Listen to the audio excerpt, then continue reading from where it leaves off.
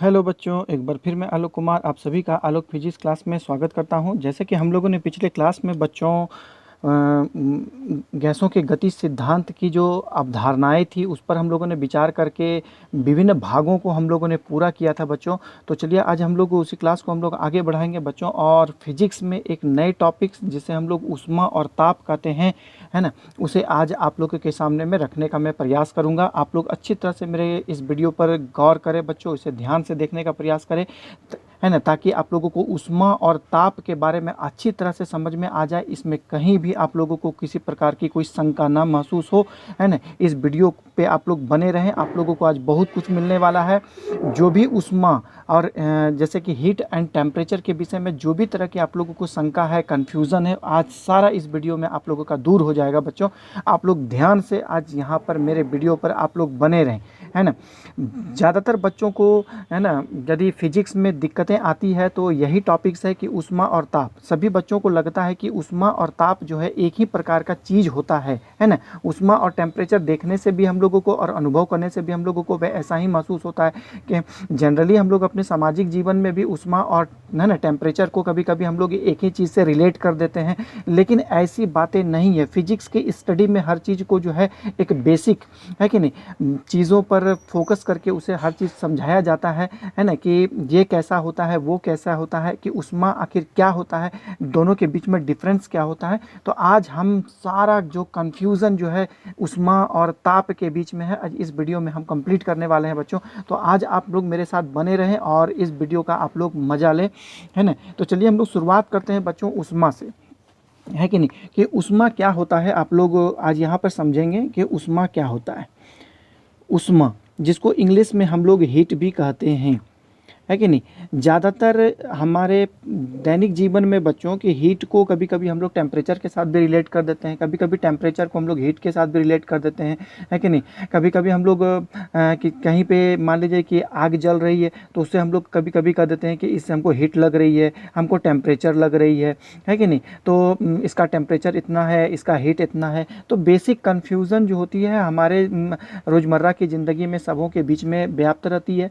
तो फिजिक्स में लेकिन ये कन्फ्यूजन का कहीं स्थान नहीं है। यदि आप लोगों को इसके बीच में यदि फुली कॉन्सेप्ट नहीं होगा तो बेसिकली जो है कि आप लोगों को इसके बीच में कन्फ्यूजन हमेशा बना रहेगा, और थ्योरी के जो पार्ट में आप लोग दोनों के बीच में अंतर नहीं कर पाएंगे तो फिर फिजिक्स में काफ़ी दिक्कतें आएगी। तो इसीलिए आज जो है इस वीडियो में मैं अच्छी तरह से आप लोगों को बताऊंगा कि हीट आखिर है क्या, है ना, टेम्परेचर किसे कहते हैं।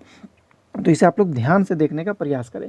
बेसिक बात यहाँ पर यह होता है बच्चों कि ऊष्मा जो होता है ना, जो एक मतलब मान सकते हैं कि किसी भी पदार्थ के, आप लोग जानते हैं कि कोई भी पदार्थ जो होता है अणुओं से मिलकर के बना होता है। कोई भी पदार्थ जो है अणु से ही मिलकर के बने होते हैं, छोटे छोटे अणु से मिलकर के बने होते हैं।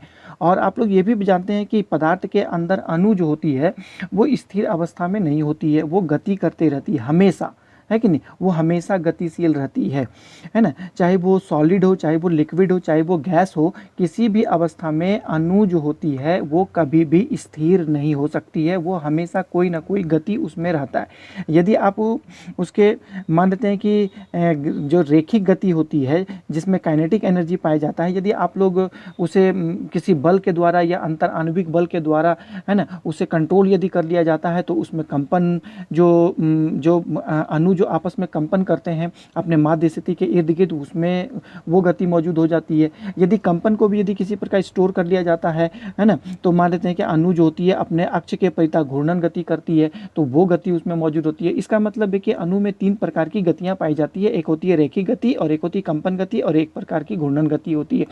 तो ये जो गति है, इन तीनों गति को करने के लिए अणु को एक ऊर्जा की आवश्यकता होती है। जैसे कि मान लेते हैं कि रेखिक गति को करने के लिए आप जानते हैं कि काइनेटिक एनर्जी की जरूरत पड़ती है।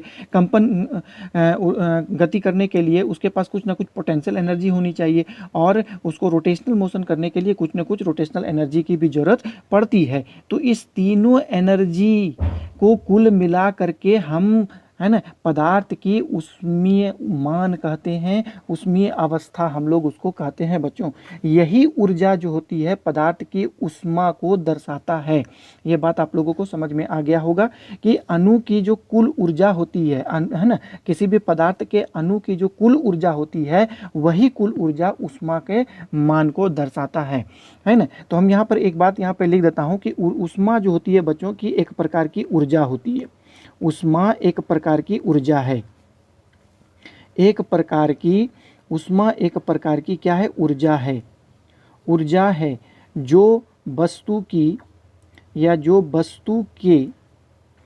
वस्तु की ऊष्मीय अवस्था को दर्शाता है ना, जो वस्तु की ऊष्मीय अवस्था को दर्शाता है, अवस्था को दर्शाता है, ऊष्मीय अवस्था को दर्शाता है।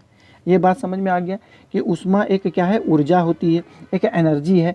तो बात है कि ऊष्मा का हम लोग जनरल डेफिनेशन हम लोग कैसे दे सकते हैं। देखिए, पदार्थ के अणु है कि नहीं, पदार्थ के अणु की गति कौन कौन गति होती है आप लोग जानते हैं। एक होती है रैखिक गति, है कि नहीं, होती है कंपन गति होती है, और तीसरा नंबर में होती है घूर्णन गति। ये 3 प्रकार की गति होती है। पदार्थ के अणु की गति है ना, गति के कारण ऊर्जा को, है ना, गति के कारण ऊर्जा या संचित ऊर्जा भी कह सकते हैं। गति के कारण संचित ऊर्जा, गति के कारण संचित ऊर्जा को उस पदार्थ का, है ना, उस पदार्थ का ऊष्मा कहा जाता है। उस पदार्थ का ऊष्मा कहा जाता है, उस पदार्थ का ऊष्मा कहा जाता है। ये बात आप लोगों को समझ में आ गया होगा बच्चों। तो और एक प्रकार है कि ऊष्मा जो होता है, कि ऊष्मा को हम लोग इस प्रकार लिख सकते हैं कि ऊष्मा बराबर जो होता है, जैसे कि मान लीजिए कि यदि अणु रैखिक गति कर रहा है तो उसमें ऊर्जा क्या हो गया, जैसे उसमें गतिज ऊर्जा हो जाएगी। उसमें कौन सी ऊर्जा होगी, गतिज ऊर्जा होगा। प्लस यदि अणु कंपन गति कर रहा है तो उसमें कौन सी ऊर्जा होगी, उसमें स्थितिज ऊर्जा होगी। कंपन के लिए स्थितिज ऊर्जा का होना जरूरी है ना, स्थितिज ऊर्जा होगी। यदि घूर्णन गति कर रहा है तो वो घूर्णन ऊर्जा होगी। तो घूर्णन ऊर्जा, जिस तीनों ऊर्जाओं के योग को हम लोग क्या कहा जाता है ना, उस पदार्थ में संचित ऊष्मा की मात्रा कहा जाता है। अब यही ऊर्जा का मान में यदि वृद्धि होती है ना, यदि ऊर्जा के मान में वृद्धि होती है तो पदार्थ की ऊष्मीय अवस्था में वृद्धि होती है। बात समझ में आ गया। तो देखिए, यदि हम लोग वस्तु को मान लेते हैं कि गर्म करते हैं, देखिए यदि वस्तु को गर्म किया जाता है, देखिए यदि वस्तु को गर्म करते हैं, यदि वस्तु को गर्म करते हैं तो गर्म करेंगे तो क्या होगा, आप लोग ऑटोमेटिक जानते हैं कि अणु जो होती है, वस्तु की जो अणु होती है वो उस मतलब जो होती है कि जो गर्म कर रहे हैं उससे ऊष्मा ऊर्जा को अवशोषण कर लेता है कि नहीं। गर्म करते हैं तो ऊष्मा ऊर्जा का अवशोषण होता है, ऊर्जा है ना, ऊष्मा का अवशोषण होता है, अवशोषण होता है। तो ऊष्मा का अवशोषण होने से क्या होगा, ऊष्मा का अवशोषण होने से वस्तु की अणुओं की गतिज ऊर्जा बढ़ जाती है, स्थितिज ऊर्जा बढ़ जाती है या घूर्णन ऊर्जा में वृद्धि होती है। तो जिससे अवशोषण होता है, जिससे क्या होता है, यहाँ पे मैं सारी बातों को मेंशन भी करते जा रहा हूँ, आप लोग उसको नोट कर सकते हैं। जिससे है ना अणु की, देखिए जिससे अणु की गतिज ऊर्जा, जिससे अणु की गतिज ऊर्जा, स्थितिज ऊर्जा मैं शॉर्ट फॉर्म में लिख देता हूँ, है कि नहीं, इसको हम लोग कहते हैं स्थितिज ऊर्जा, मतलब कंपन ऊर्जा के लिए चाहिए। और रोटेशनल एनर्जी RE में कर देता हूँ, है ना। गतिज ऊर्जा, पोटेंशियल एनर्जी और रोटेशनल एनर्जी में वृद्धि होती है, में वृद्धि होती है, में वृद्धि होती है। तो आप लोग एक बात यहाँ पर देखे होंगे कि ऊष्मा का मान पदार्थ में बढ़ा तो इस प्रकार की ऊर्जा में वृद्धि हो जाती है। तो हम लोग ऊर्जा में, अणुओं की जो कुल ऊर्जा होती है उसमें वृद्धि यदि करते हैं तो ऊष्मा के मान में वृद्धि होती है। यदि ऊष्मा के मान में वृद्धि करते हैं तो इस प्रकार के ऊर्जा के मान में वृद्धि होती है।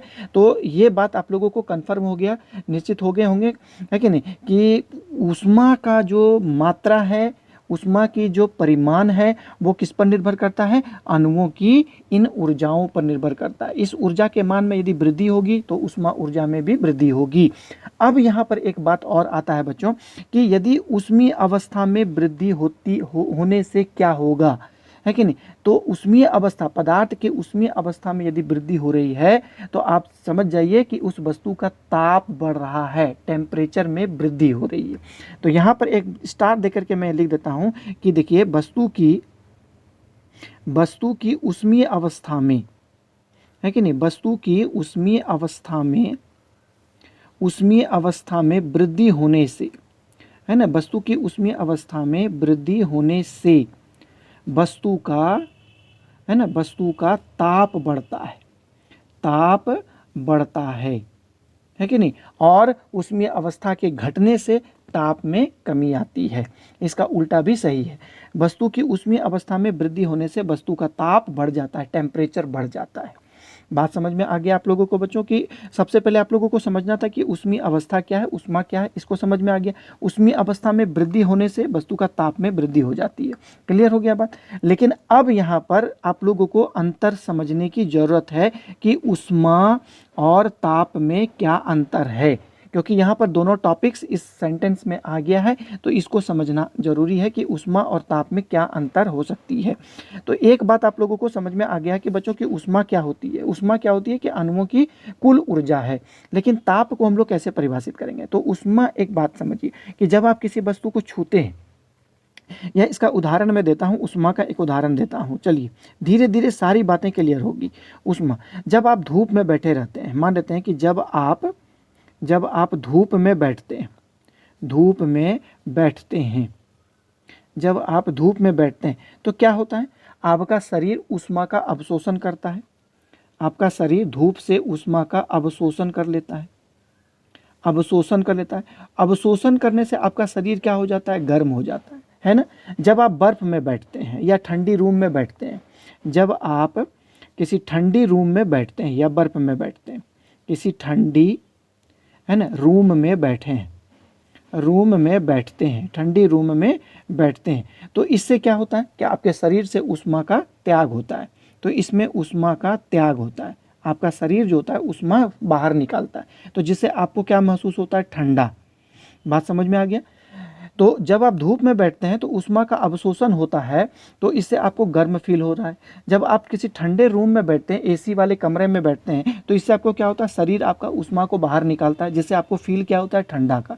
तो आप यदि गर्म और ठंडा अनुभव कर रहे हैं तो यही जो है पदार्थ का उष्मा का परिमाण का मापन होता है। तो देखिए, किसी वस्तु के गर्म, है कि नहीं, किसी वस्तु का गर्म या ठंडा प्रतीत होना, है ना, प्रतीत होना उष्मा कहलाता है ना, उष्मा कहलाता है, या पदार्थ की उष्मीय अवस्था या वस्तु की उष्मीय अवस्था कहलाता है,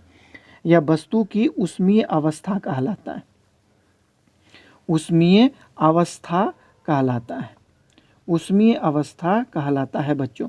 तो ये बात आप लोगों को क्लियर हो गया होगा नहीं, कि गर्म या ठंडा, यदि आप जैसे कि मान लेते हैं कि आग को आप छूते हैं या आग के सामने में आप बैठे रहते हैं, तो आग के सामने में बैठे रहने से क्या होगा, आग से उष्मा आपके शरीर के अंदर जाता है, तो आपको गर्म फील होता है।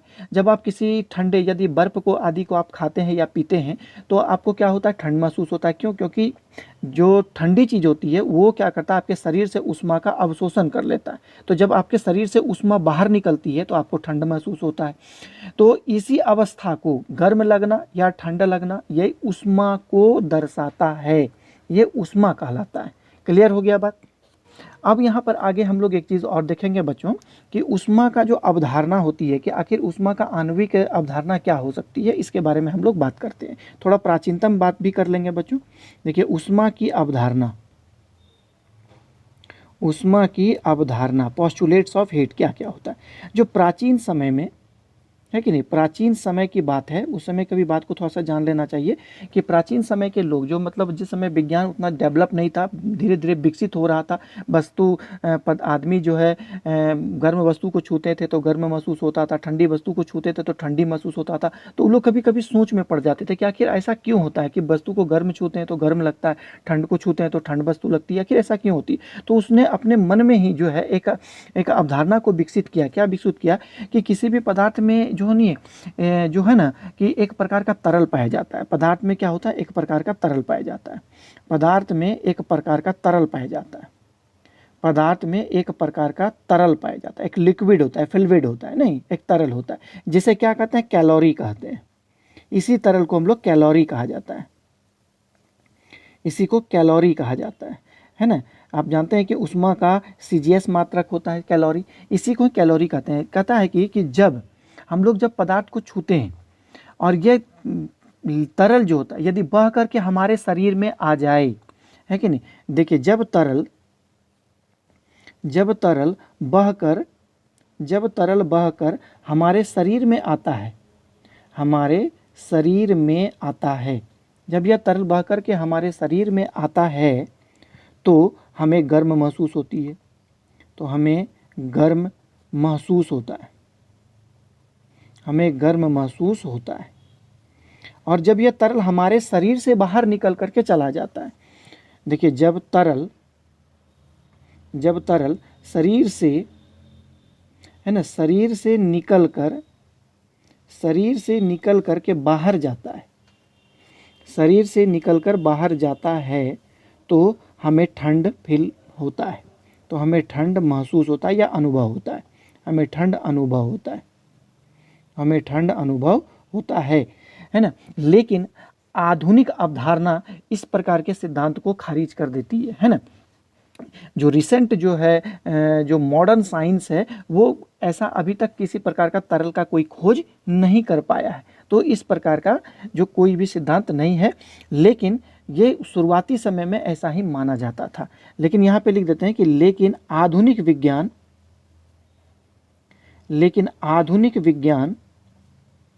है ना, आधुनिक विज्ञान इस प्रकार के तरल है ना, इस प्रकार के तरल सिद्धांत को खारिज करती है, सिद्धांत को क्या कर देती है, खारिज कर देती है, खारिज कर देती है। क्यों कर देती है, क्योंकि इस प्रकार के तरल का खोज पदार्थ से नहीं किया गया है अभी तक, इसीलिए उसको खारिज कर दी जाती है। ये बात क्लियर हो गया। तो आधुनिक विज्ञान क्या मानता है कि आधुनिक विज्ञान उष्मा का, है ना, उष्मा को कैसे परिभाषित करता है। तो आपको जैसे मैंने ऊपर बताया सेम टू सेम वही प्रोसेस आधुनिक विज्ञान का ही है कि आधुनिक विज्ञान मानता क्या है कि अणु की कुल ऊर्जा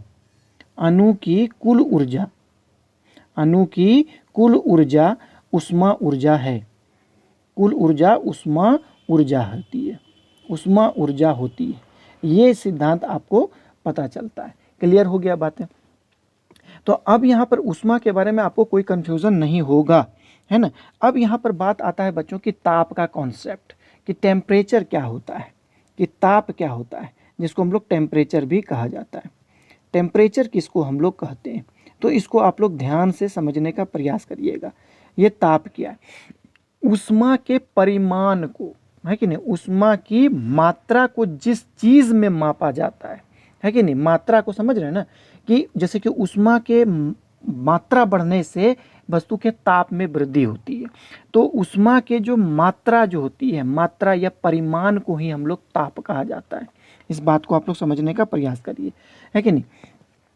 जैसे कि मान लेते हैं कि एक छोटा सा उदाहरण हम आप लोगों के सामने में लेते हैं। जैसे देखिए हम उदाहरण लेते हैं कि मान लेते हैं कि आप, जैसे यहाँ पे देखिए, आप एक गर्म लोहा को छूते हैं, एक गर्म लोहा को छूते हैं, गर्म लोहा को छूते हैं, है ना, छूते हैं तो आपको क्या महसूस होता है, आपको गर्म फील होता है। आप यदि एक ठंडे बर्फ़ को छूते हैं, आप बर्फ़ को छूते हैं, बर्फ़ को छूते हैं तो आपको कैसा फील होता है, आपको ठंड फील होता होगा, है कि नहीं। तो आखिर ऐसा क्यों होता है कि देखिए जब गर्म जब फील हो रहा है तो इसका सिद्धांत क्या है कि देखिए लोहा गर्म है तो इसकी मतलब जो होती है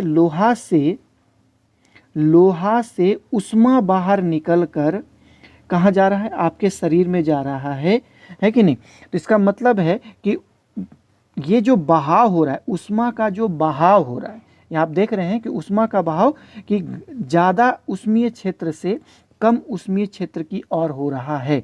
तो उष्मा का ये बहाव, है कि नहीं, ये अंतर किसके वजह से हो रहा है? ये ऊष्मा की मात्रा के असंतुलन के कारण हो रहा है। यहाँ पर ऊष्मा की मात्रा ज़्यादा है, यहाँ ऊष्मा की मात्रा कम है, इसलिए ऊष्मा का बहाव होता है।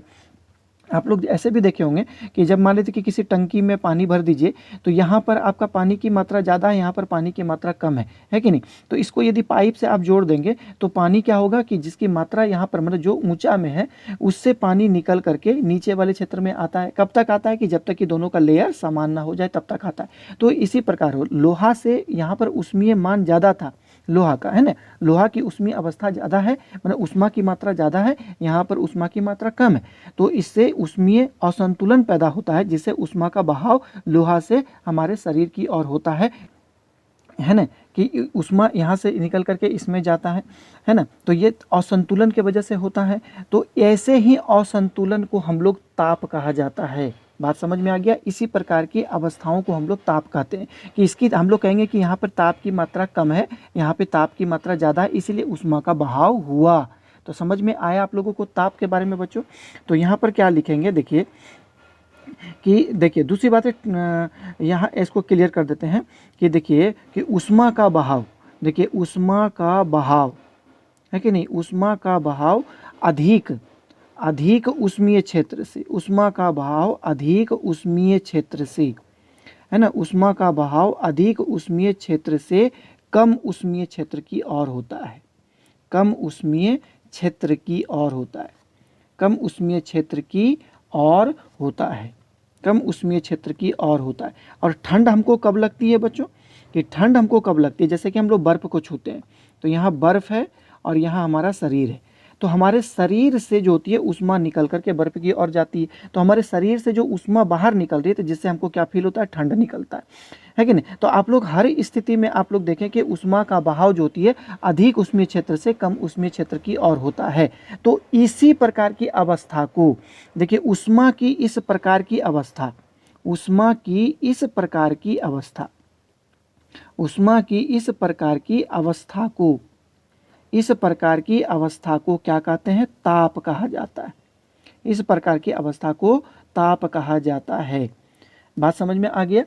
और ये आपका बहाव कब तक होगा? कि जब तक कि दोनों का ताप बराबर ना हो जाए, है कि नहीं? बात समझें कि जब तक दोनों में ताप का मान बराबर ना हो जाए तब तक ये बहाव होता रहता है। दोनों ही देखिए, इस स्थिति में भी और इस स्थिति में, दोनों ही स्थिति में, यहाँ पे लिखेंगे दोनों ही स्थिति में, दोनों ही स्थिति में ऊष्मा का बहाव, दोनों ही स्थिति में ऊष्मा का बहाव तब तक चलता है ना। इस स्थिति में ऊष्मा का बहाव तब तक चलता है, तब तक चलता है जब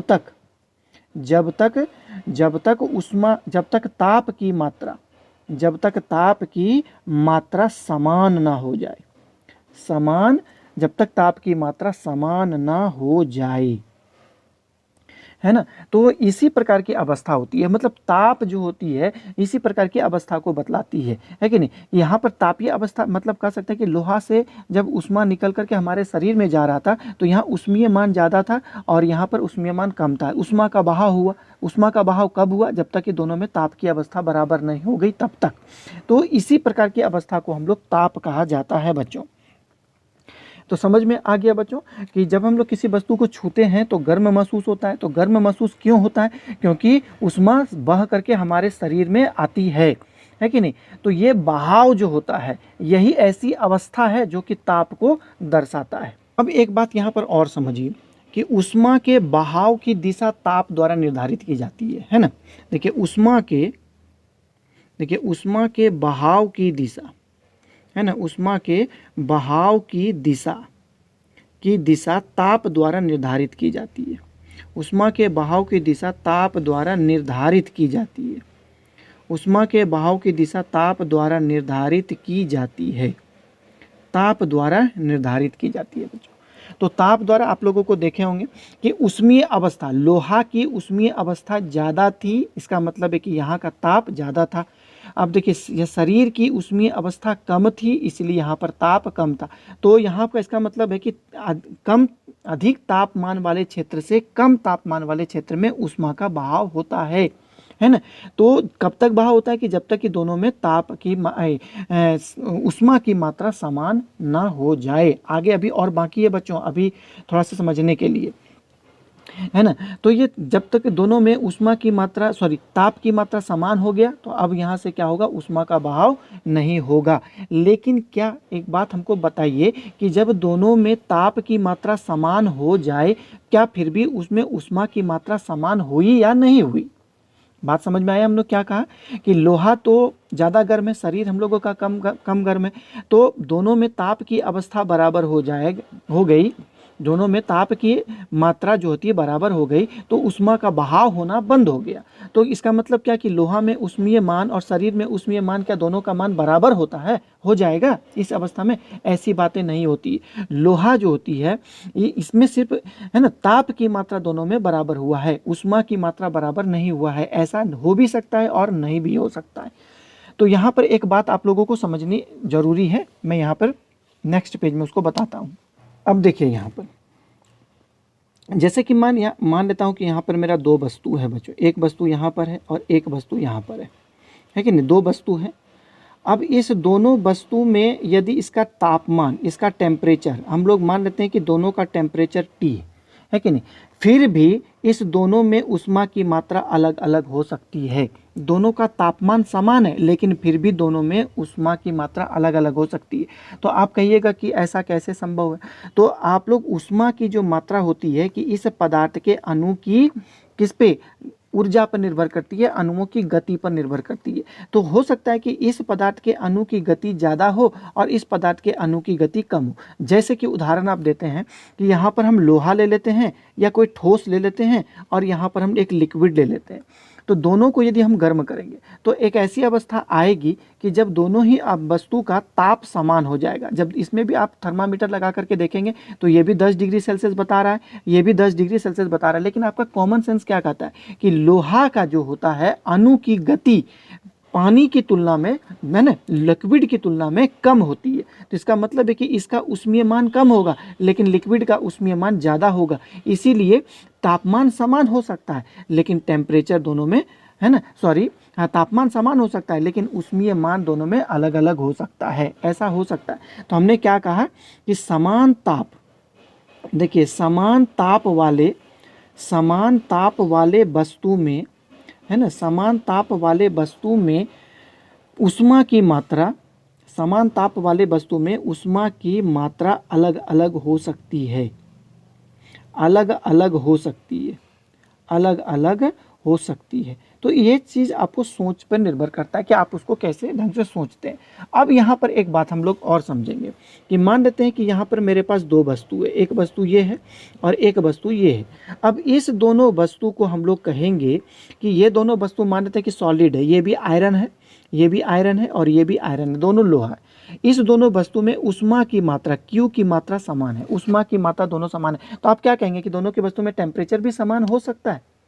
क्या आप इसको ऐसा मानते हैं कि दोनों वस्तुओं में टेम्परेचर की मात्रा समान हो सकता है या नहीं हो सकता है? दोनों वस्तु में ताप की, यदि उष्मा की मात्रा समान हो तो दोनों वस्तु में कोई ज़रूरी नहीं है कि तापमान भी समान होगा, हो भी सकता है और नहीं भी हो सकता है।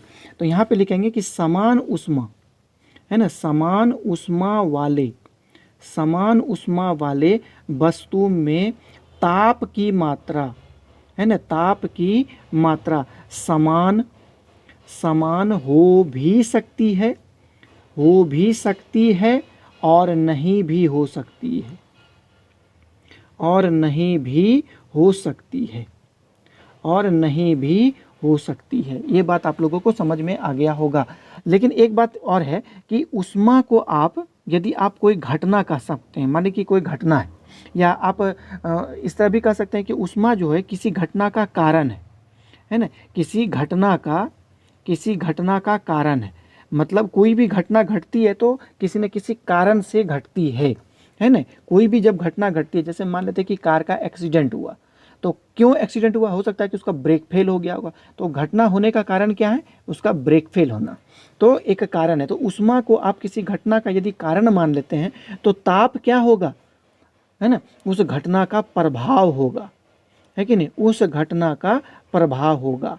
बात समझ में आ गया। तो जैसे कि अभी आप तुम बताए हैं कि मान लेते हैं कि कोई कार एक्सीडेंट होता है, तो क्यों एक्सीडेंट हुआ? क्योंकि उसका ब्रेक फेल हो गया, है कि नहीं। तो इस ब्रेक फेल होने से क्या प्रभाव पड़ा? हो सकता है कि कार के अंदर रहने वाले आदमी की मृत्यु हो जाती है कि नहीं, उसके घर बर्बाद हो जाते हैं। तो इसका प्रभाव ये पड़ा। तो उसी प्रकार भी ऊष्मा है कि ऊष्मा यदि कोई घटना है ना, तो उस घटना का प्रभाव को हम लोग ताप कहा जाता है। ये बात आप लोगों को क्लियर हो गया होगा बच्चों, है ना। क्लियर बात आप लोगों को मैंने बता दिया कि ऊष्मा और ताप में क्या डिफरेंस होता है। ये बात समझ में आ गया आप लोगों को। तो एक बात आप लोगों को और समझ में आना चाहिए, एक बार मैं फिर से रिवीजन करने का प्रयास करता हूँ, है कि नहीं, कि आप लोगों को और सटीक से सटीक ढंग से समझा सकूं कि ऊष्मा आप लोगों को समझ में आ गया होगा कि ऊष्मा, इसमें तो कोई कंफ्यूजन वाली बात नहीं है कि ऊष्मा ऊष्मा क्या होता है कि अणुओं की गतिज ऊर्जा, है ना, कंपन ऊर्जा या घूर्णन ऊर्जाओं का योग होती है ऊष्मा। ऊष्मीय अवस्था के कारण ही वस्तु का तापमान में वृद्धि होती है या कमी आती है। यदि किसी वस्तु को हीट दिया जाए तो वह वस्तु गर्म हो जाती है, उसके अणुओं की ऊर्जा में वृद्धि हो जाती है। तो ऊर्जा में वृद्धि होने से वस्तु की तापीय अवस्था बढ़ जाती है ना, टेम्परेचर जो होता है बढ़ जाता है ना। देखिए एक बात और भी है कि ऊष्मा वास्तव में होता है और तापमान जो होती है एक काल्पनिक चीज़ होती है। हमने यहाँ पर क्या कहा, और एक बात अंतर आप कह सकते हैं कि ऊष्मा वास्तविक चीज़ है, एक रियल चीज़ होती है, लेकिन तापमान जो होता है वो इमेजिनरी होता है। वो क्या होता है? इमेजनरी होता है, ये काल्पनिक चीज़ है कि नहीं। लेकिन रियल चीज़ क्या है? ऊष्मा। मतलब ऊष्मा से ही आपका जो टेम्परेचर निर्भर करता है। आपको ये बात सोचना होगा, किसी वस्तु में ऊष्मा दे रहे हैं तो उसका टेम्परेचर बढ़ रहा है कि नहीं। ये इमेजनरी होता है। आप हीट को तो अनुभव कर सकते हैं, आप छूते हैं तो आप पता चलता है कि वो गर्म, वो ऊष्मा की मात्रा, लेकिन टेम्परेचर को आप छू नहीं सकते, आप उसको अनुभव नहीं कर सकते, बस वो सिर्फ अवस्था होती है। बात समझ में आ गई। तो ऊष्मा जो होती है बच्चों, ये बात समझिए कि ऊष्मा क्या होती है? किसी वस्तु के अणु में गतिज ऊर्जा, कंपन ऊर्जा या घूर्णन ऊर्जाओं का योग होता है। यदि किसी वस्तु को गर्म करते हैं, उसके अणुओं की ऊर्जा में वृद्धि हो जाती है तो ताप की अवस्था उसकी बढ़ जाती है कि नहीं, उसकी ताप की अवस्था बढ़ जाती है। लेकिन जब किसी वस्तु को हम लोग ठंड करते हैं तो उसके अणुओं की जो ऊर्जा होती है उसकी ऊर्जा घटती है तो उसकी तापीय अवस्था कम हो जाती है।